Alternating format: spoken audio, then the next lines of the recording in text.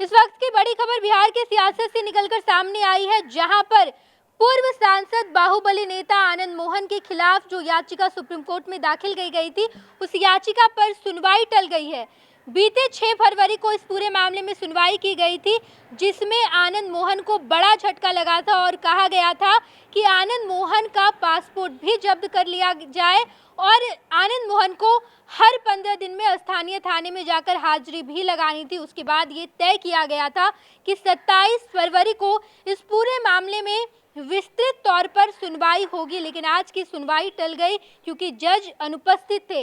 अगली सुनवाई 5 मार्च को होगी। बताते चले हम आपको कि पिछले दिनों इस पूरे मामले को लेकर बिहार की सियासत में खूब चर्चा हुई थी और आनंद मोहन को बड़ा झटका भी लगा था। आनंद मोहन को हर 15 दिन में अपने स्थानीय थाने में जाकर हाजिरी लगानी थी और पासपोर्ट भी जब्त कर लिए गए थे। साथ ही साथ बिहार सरकार से जवाब भी मांगा गया था कि आखिर क्यों नियम को बदलकर, नियम में फेरबदल करके, नियम में संशोधन करके नीतीश कुमार यानी कि बिहार की सरकार ने आनंद मोहन को रिहा करवाया और रिहाई के खिलाफ गोपालगंज के तत्कालीन डीएम जी कृष्णैया, जिसके हत्याकांड में आनंद मोहन जेल गए थे, उनकी पत्नी ने रिहाई के खिलाफ याचिका सुप्रीम कोर्ट में दाखिल की थी और अब इस पूरे मामले में सुनवाई हो रही है।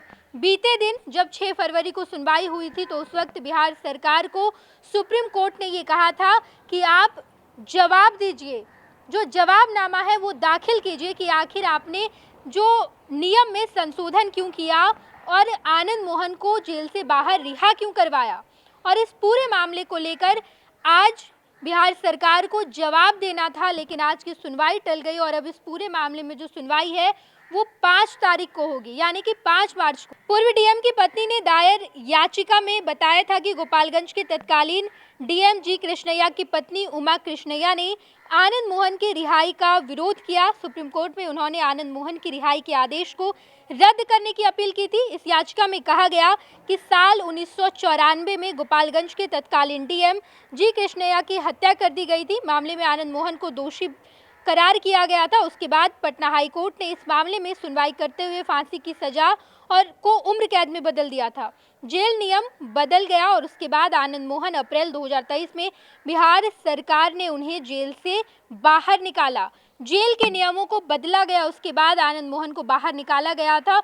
नीतीश कुमार ने खुद ये किया था। नीतीश कुमार पहले नियम बदलते हैं, उसके बाद आनंद मोहन को बाहर निकालते हैं और अब जब जी कृष्णैया, जिसके हत्याकांड में आनंद मोहन जेल गए थे, उनकी पत्नी ने इस रिहाई के खिलाफ सुप्रीम कोर्ट का दरवाजा खटखटाया, सुप्रीम कोर्ट में याचिका दायर की और अब इस पूरे मामले की सुनवाई आज होनी थी। हालांकि सुनवाई टल गई और अगली सुनवाई 5 मार्च को होगी। देखना बड़ा ही दिलचस्प होगा कि जब आनंद मोहन जेल से रिहा हो चुके हैं तो क्या ये कुछ इस मामले में कुछ और भी आगे होता है।